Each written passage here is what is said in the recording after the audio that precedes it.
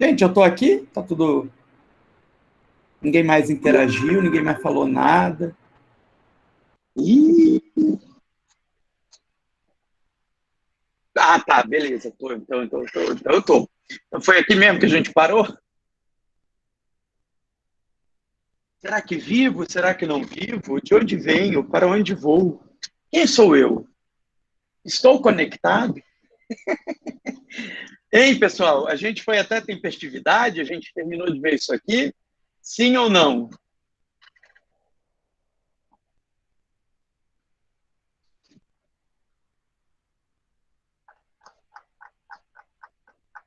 Sessenta e uma pessoas na sala e a cada pergunta que eu faço eu tenho que fazer toda uma humilhação para alguém me responder.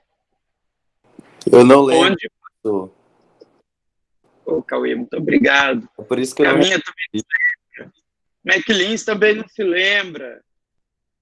Beleza. Marcos Caminha não sabe. Então, a gente não lembra. Tudo bem. Tudo bem. Até aqui eu tenho certeza que eu fui. Então, eu vou, sei lá, talvez falar de novo aqui ou começar em legitimidade. Aqui a gente não tem nenhuma diferença do processo civil, tá, pessoal? Quem é legítimo para interpor um recurso trabalhista são as partes, o Ministério Público, o terceiro prejudicado, sendo que, evidentemente, esse terceiro que seja atingido pela decisão recorrida tem que demonstrar o seu interesse, né? De que forma ele é atingido.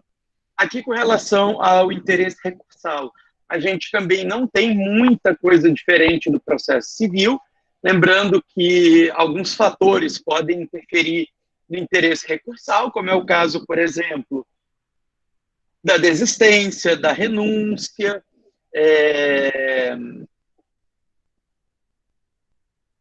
paramos na admissibilidade. Tá. E aí, destaco aí para vocês a súmula 283 do TST, que vai tratar para a gente sobre o recurso adesivo, né? A gente vai seguir as mesmas regrinhas do processo civil, de modo que é cabível o recurso adesivo quando eu tiver sucumbência recíproca, né? Quando ambas as partes ganharem e perderem simultaneamente. Então, ao recurso de uma poderá aderir à outra, lembrando que a parte que adere ao recurso da outra tem os pressupostos de admissibilidade do recurso principal vinculando o seu próprio recurso, né? Então, o recurso principal vincula o adesivo no que tange aos pressupostos de admissibilidade, de modo que, se o principal for inadmitido, automaticamente o adesivo também será. Muito cuidado, porque essa vinculação é só no juízo de admissibilidade, no juízo de mérito, a gente não tem vinculação. A súmula 283 vai falar para a gente que o recurso adesivo é cabível no processo do trabalho e ele é aplicável nos casos de recurso ordinário, agravo de petição, recurso de revista e embargos ao TST. Apenas nessas 4 hipóteses. Tudo bem? Alguém tem alguma dúvida sobre recurso adesivo? Alguma coisa que lembra de processo civil e não ficou muito clara?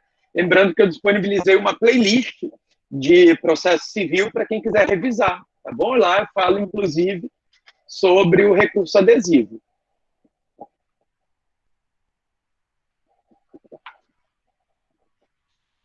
Sobre a tempestividade, pessoal. Os recursos trabalhistas são interpostos em prazo de 8 dias. O único recurso trabalhista que não é interposto nesse prazo são os embargos de declaração, que vão ser interpostos em 5 dias. E muito cuidado com relação ao recurso extraordinário, porque ele não é efetivamente um recurso trabalhista, mas é cabível no processo do trabalho. Ele é um recurso de previsão constitucional, regulamentado pelo Código de Processo Civil, mas que, sem dúvida nenhuma, inclusive por força constitucional, é aplicável ao processo do trabalho. A interposição dele é no prazo de 15 dias. Cuidado também com os benefícios de prazo, que estão aí nos artigos 180, 183 e 186, basicamente para Defensoria Pública, Ministério Público e Fazenda Pública. A gente foi até aqui, certeza. Bom, sobre representação, eu quero destacar para vocês o 932, parágrafo único, que vai dizer que sempre que houver algum vício sanável, o relator deve possibilitar a correção. E, dentre esses vícios, a gente tem um destaque aí para a representação, beleza? Ainda sobre representação, muito cuidado com o justpostulante, que a gente já estudou, mas relembrando que o justpostulante não atinge os recursos ao TST, não atinge a ação rescisória e não atinge o mandado de segurança. Todos esses remédios processuais exigem a presença de advogado, certo? Bom, vamos aqui, então, para um conteúdo efetivamente novo dentro da Teoria Geral dos Recursos Trabalhistas. Professor, desculpa te interromper. Oi. Só pode voltar um slide só para eu copiar só um negocinho? Aqui? Perfeito, obrigado. Nada. O meu J aqui não é nova, né, Maclean? Você pode reparar aí quando a gente estudou o mandato tácito e a PUD-ACT, a gente viu essa J. Beleza? Lembrando também que esse material está disponível para vocês. Ah, tá. Copiou, né, Gabriel? Beleza? Beleza. Copiou, né? Joia. Sobre o preparo, pessoal, eu quero relembrar com vocês lá no processo civil, né? A gente aprende em processo civil que o preparo é a soma de custas mais o porte de remessa e retorno. No processo do trabalho, a gente tem mais um componente do preparo, que é o depósito recursal.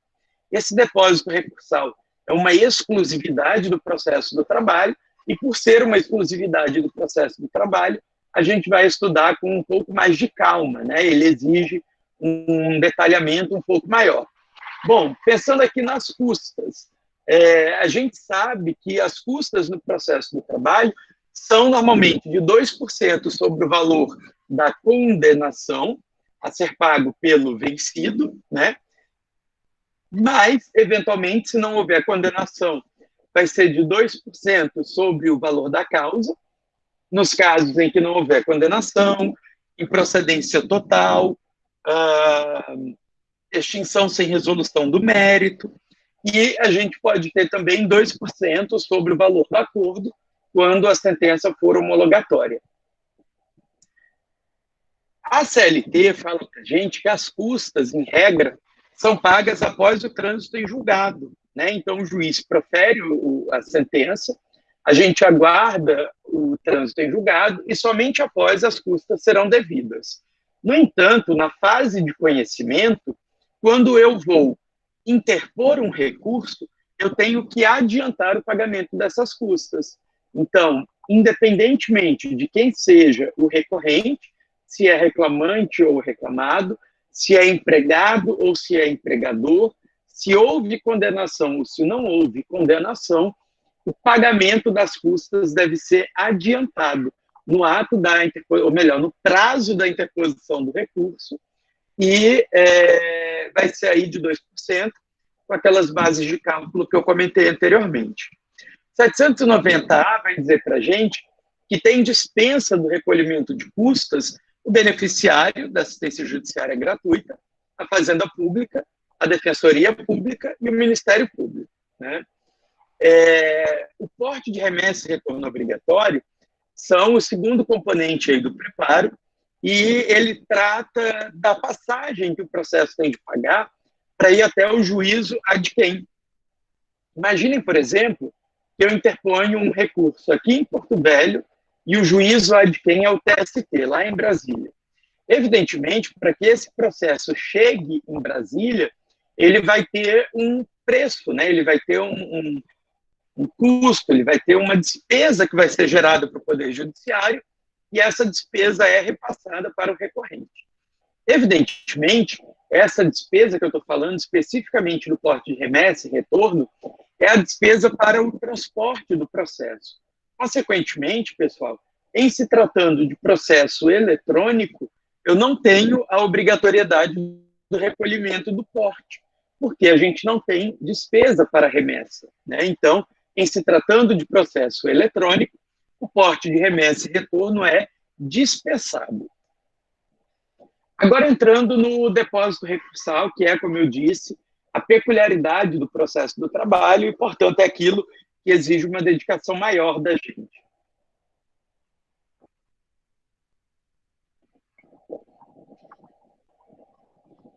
Depósito recursal exige uma dedicação bem significativa, primeiro, porque é uma peculiaridade, né, do processo do trabalho, e segundo, porque, em decorrência disso, ele é muito cobrado nas provas, né? Prova de OAB, prova de concurso público. Na nossa prova, certamente ele vai cair. E é importante que vocês entendam, sem ter dúvida nenhuma quanto a isso, que a natureza jurídica do depósito recursal é de garantia da execução. É como se, no ato da interposição do recurso, eu adiantasse o pagamento daquilo que eu fui condenado. Então, o depósito recursal não se confunde com as custas e não se confunde com o porte de remessa e retorno, principalmente porque se trata de uma garantia da execução. Então, eu pago antecipadamente aquilo que eu fui condenado. E por que eu digo que é tão importante vocês compreenderem a natureza do depósito recursal? Porque quando eu tenho clara essa premissa de que se trata do adiantamento da minha condenação, né, eu estou pagando antecipadamente aquilo que eu fui condenado, eu vou conseguir resolver muita coisa na minha prova. Por quê? Olha, se eu estou falando de adiantamento daquilo que eu fui condenado, se eu não fui condenado, eu não pago. Ok? Se eu não fui condenado, eu não pago. Vocês ainda estão vendo o meu slide? Que minha tela, às vezes, dá uma bichadinha. Então, veja. Se não houve condenação... Dá de ver. Dá, não? Sim, beleza. Se não houve condenação, não há que se falar em pagamento de depósito recursal. Se não houve condenação em pecúnia, a sentença foi meramente declaratória, não há depósito recursal. Se o processo foi extinto sem resolução do mérito, ou foi totalmente improcedente, não tem depósito recursal. Só há depósito recursal se houver condenação em pecúnia, se houver condenação em dinheiro. Isso porque o depósito recursal é garantia da execução. Ainda dessa ideia de que o depósito recursal é uma garantia da execução, pagamento adiantado, eu consigo entender que jamais o depósito recursal vai ser exigido em um valor que supere a condenação.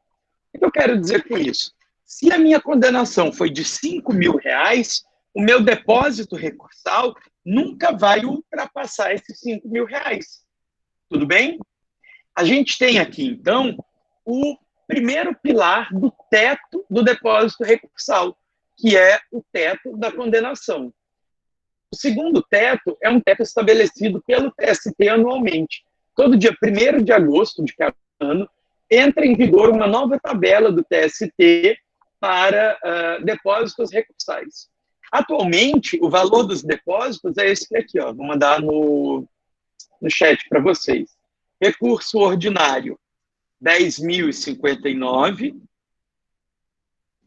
Recurso de revista, embargos ao TST e recurso em ação rescisória, vai estar em 20.118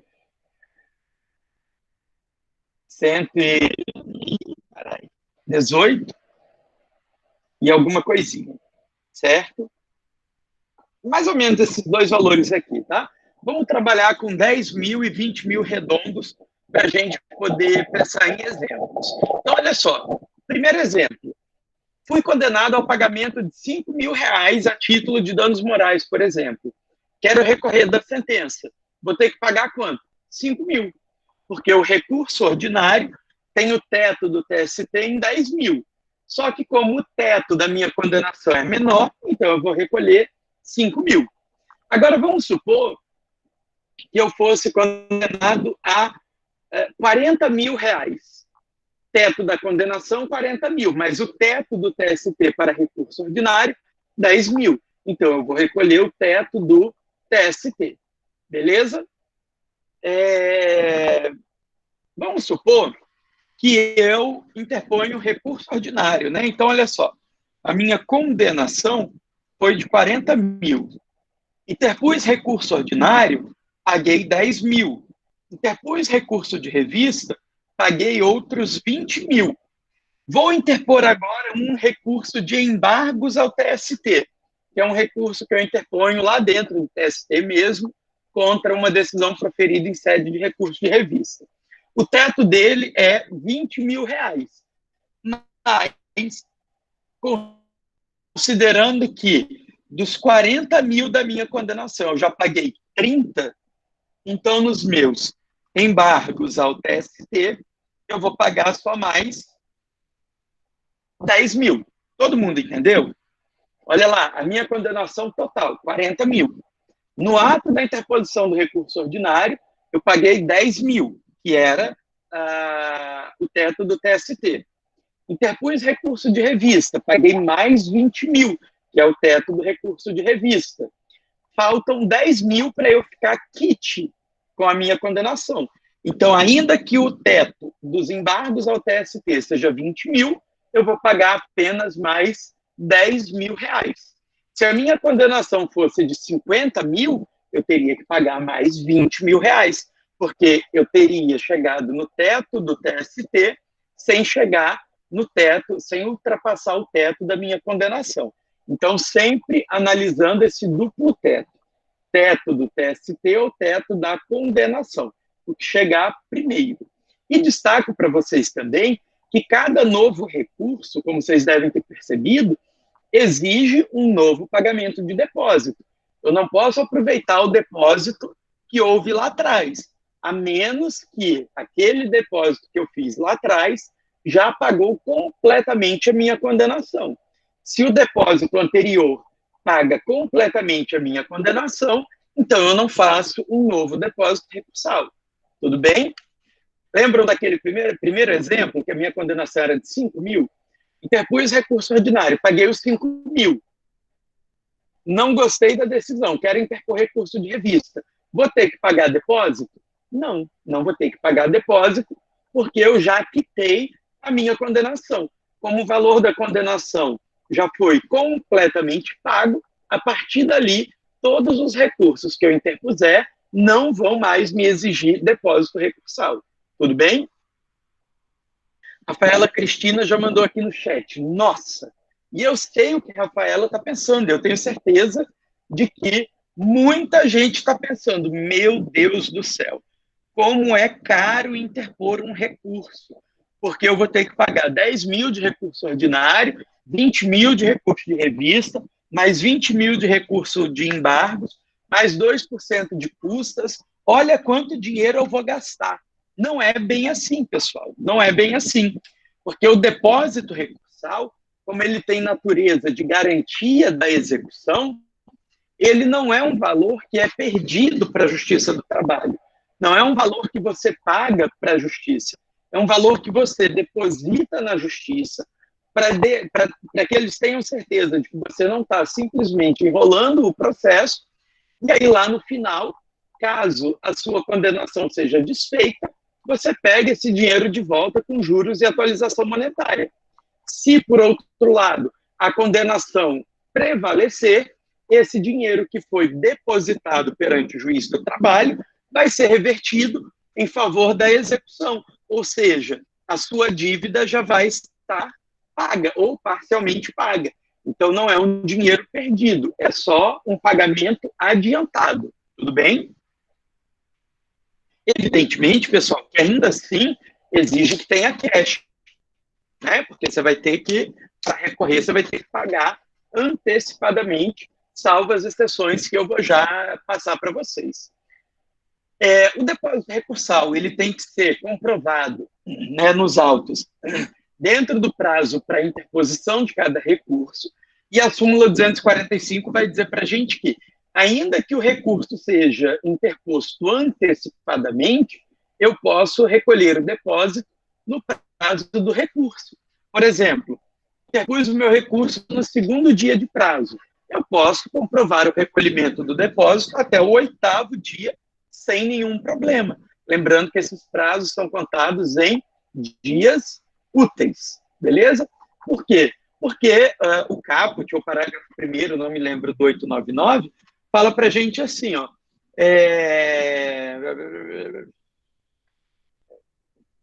no prazo para recurso, a parte deverá recolher o depósito recursal. A única exceção que nós temos é o agravo de instrumento, porque o agravo de instrumento, o depósito recursal tem que ser recolhido no ato da interposição. Então, a súmula 245 fala para a gente assim, ó, a interposição antecipada dos recursos não impede o pagamento do depósito dentro do prazo recursal, salvo no agravo de instrumento, em que o depósito tem que ser feito no ato da interposição. Significa que o meu prazo para um recurso ordinário, por exemplo, é de 8 dias. Se eu interponho no 3º dia, eu tenho mais 5 para recolher o depósito. Por outro lado, se eu estiver falando de um agravo de instrumento, o meu prazo é de 8 dias. Se eu interpus no 5º dia, eu não tenho mais 3 dias para recolher o depósito recursal. Eu tenho que comprovar no ato da interposição. Beleza? Agravo de instrumento, comprovação no ato da interposição. Demais recursos, tem que comprovar o recolhimento do depósito dentro do prazo alusivo ao recurso, ainda que a interposição tenha sido adiantada. Tudo bem até aqui? Quem pode ler para mim o parágrafo 7º?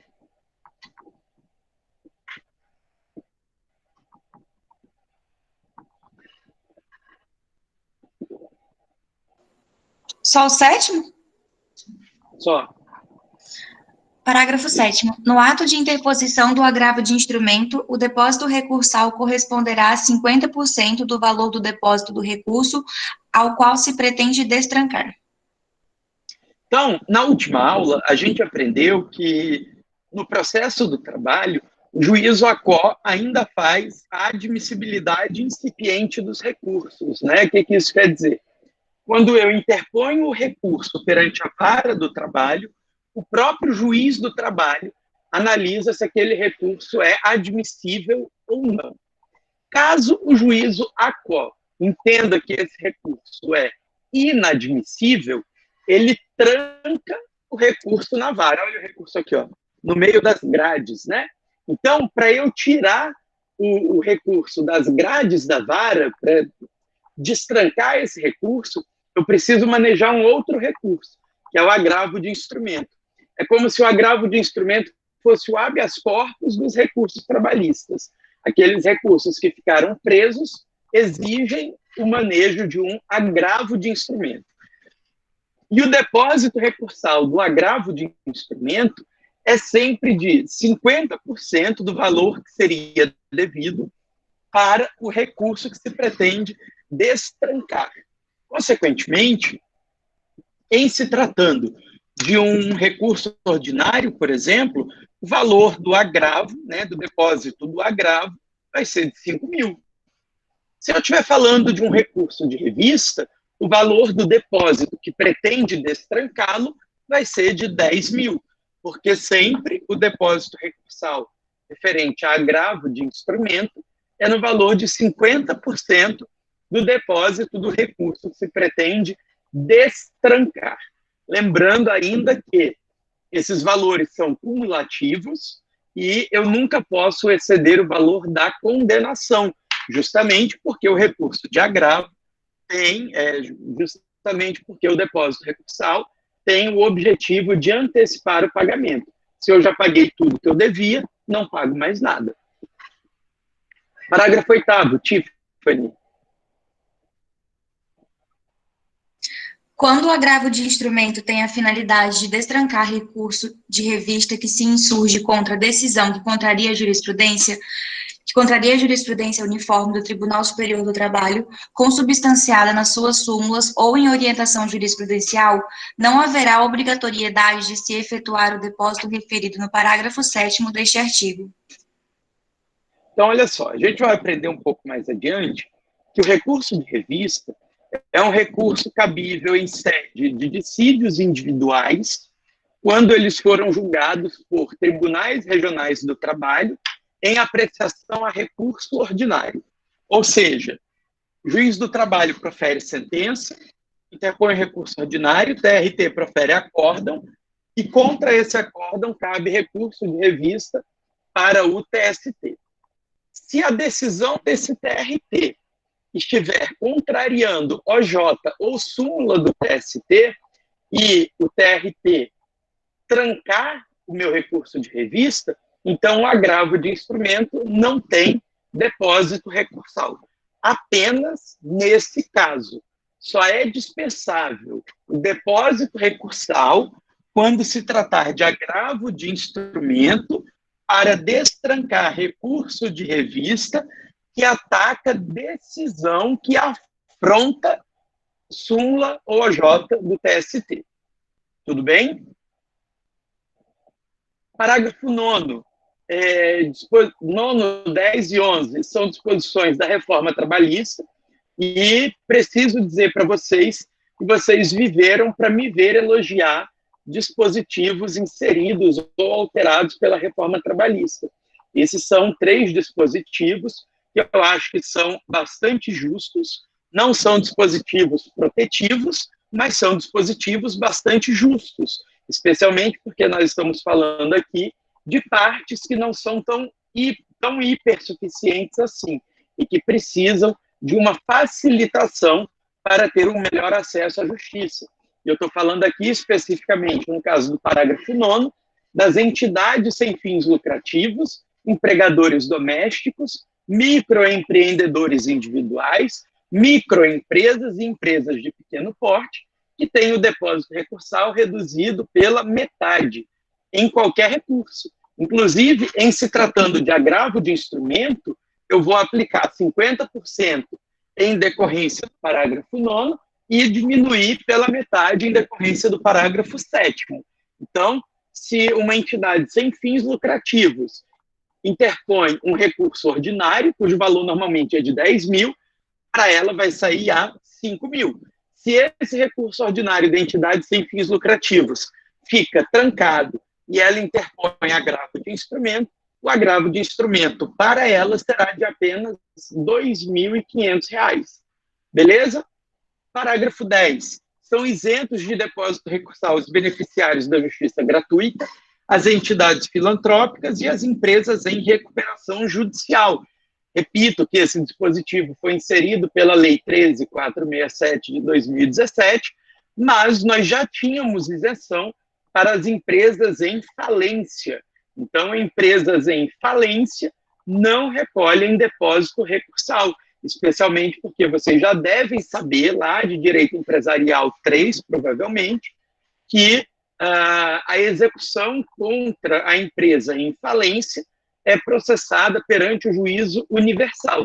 Consequentemente, se o depósito recursal tem natureza de garantia da execução, eu não posso exigir isso da empresa em falência, beleza? E agora também não posso exigir a recuperação judicial. Normalmente, pessoal, esse depósito, ele é feito em dinheiro, né? Eu deposito em uma conta vinculada ao processo, como se eu fosse pagar mesmo essa condenação, mas, excepcionalmente, eu posso substituir esse depósito recursal por uma fiança bancária ou seguro-garantia judicial. Muito cuidado, porque a súmula, quer ver? Súmula 426 do TST não se aplica mais ao processo do trabalho, tá, pessoal? Inclusive, não está aqui nos slides, porque ela realmente não se aplica, mas eu estou chamando a atenção de vocês, porque na aula de ontem, ou anteontem, não lembro, um aluno perguntou sobre ela, porque leu na doutrina. E aí eu preciso chamar a atenção de vocês mais uma vez. Parágrafo 9, 10 e 11 são inseridos pela reforma trabalhista. Consequentemente, livros ou jurisprudência anteriores a esse momento não vão aplicar esses dispositivos. Então, muito cuidado na hora de estudar. Bom, sobre regularidade formal. preciso destacar para vocês que o caput do 899 diz que os recursos vão ser interpostos por simples petição e vão ter apenas efeito devolutivo. Significa que, em regra, os recursos trabalhistas não têm efeito suspensivo. Muito cuidado, porque quando a CLT fala que os recursos vão ser interpostos por simples petição, a gente tem que ler esse 899 junto com o 791, que fala para a gente do jus postulandi. É por isso que aqui a gente tem mais uma marca do princípio da informalidade e simplicidade processual. Evidentemente, que em se tratando de um recurso interposto por um advogado, ele não vai fazer uma simples petição, ele vai fazer uma petição com todos aqueles rigores formais que a gente está habilitado, né, habituado, e que a gente aprende lá em processo civil. Na próxima aula, eu vou trazer justamente uma petição de recurso e uma sentença, para, com base nisso, a gente discutir o recurso ordinário e eu explicar um pouco melhor essa questão da regularidade formal. Eu pergunto a vocês, até aqui, tem alguma dúvida? Alguém quer comentar alguma coisa?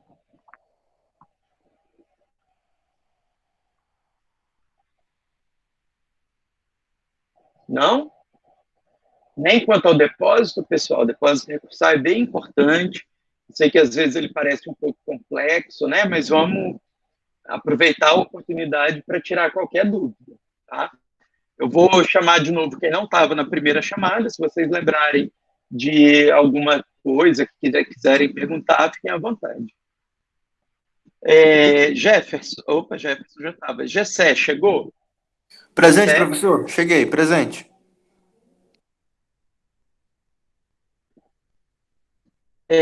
Lauro?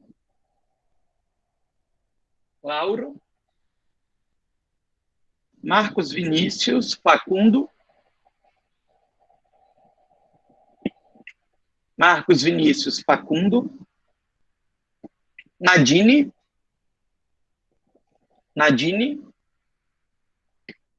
Pedro Carneiro? Presente. Opa, chegou aí, Pedro. Valeu. Ei, professor, a semana passada eu levei falta aí. Oi?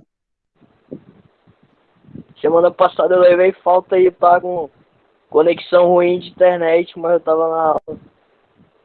Ah, vou ajeitar aqui então. Robert. Bom, valeu. Presente, professor. Robert, presente. E o pastel, Robert? Muito bom, né, professor? Aquele pastelzinho ali é bom demais. Bom né? demais, né? Você é doido, rapaz. Eu pedi 3 quando chegou, foi doido. Tive que carregar tudo indo para casa. E nem o gordinho não deu conta. Grande, né?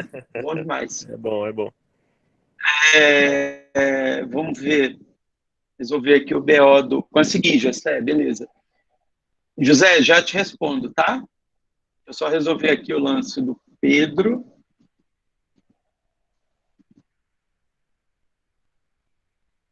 Não, Pedro. Você não ficou com falta na última aula. Sua falta é do dia 12 de agosto. Beleza? 2 faltas. Do dia 12. Pedro Carneiro. Show de bola. Gessé perguntou assim, o efeito suspensivo que pode ser interposto não recurso na Justiça do Trabalho. Eu não sei se eu entendi muito bem, José, mas assim, os recursos, eles podem ter efeito suspensivo decorrente da lei, ou seja, o simples fato de eu interpor o recurso já suspende a eficácia da decisão, ou eles podem ser ope iudices, né? Eles dependem de decisão judicial. No caso do processo do trabalho, os recursos não têm efeito suspensivo ope legis. Eu preciso, então, fundamentar para pedir a aplicação do efeito suspensivo. Do contrário, o recurso não terá efeito suspensivo, consequentemente, eu posso fazer execução provisória. Essa é a regra no processo do trabalho. A regra é que não haverá efeito suspensivo e, portanto, eu posso fazer execução provisória, que para na penhora. Penhorou, para. Não pode liberar o dinheiro para o exequente. Beleza? Alguma outra dúvida, pessoal?